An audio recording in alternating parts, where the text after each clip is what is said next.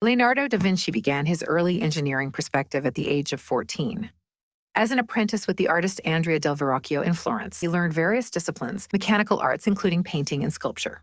Leonardo as a scientist by Fritjof Capra argues that Leonardo was a fundamentally different kind of scientist from Galileo, Newton. Leonardo wrote over 4,000 pages, left-handed and backwards, so as to not smear the ink, even though many thought he was purposely encoding his manuscripts.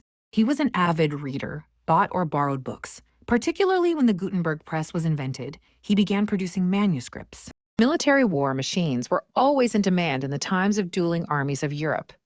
Da Vinci engineered new approaches to the large invading armies, like the 8-barreled machine gun engineered into a 2-wheeled cart that could be moved by horses.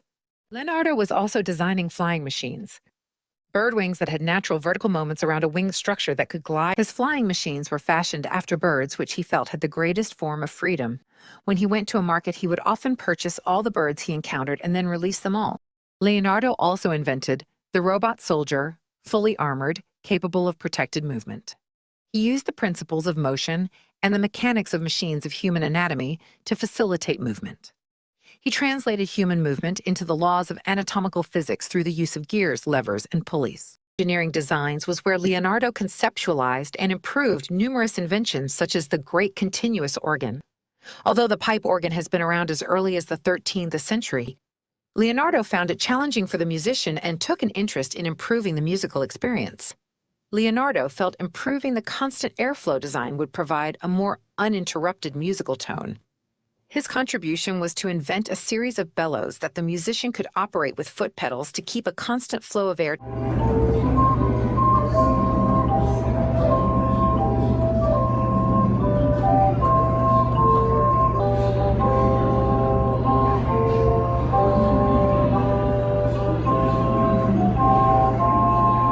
Leonardo had no formal education in Latin and mathematics and did not attend a university.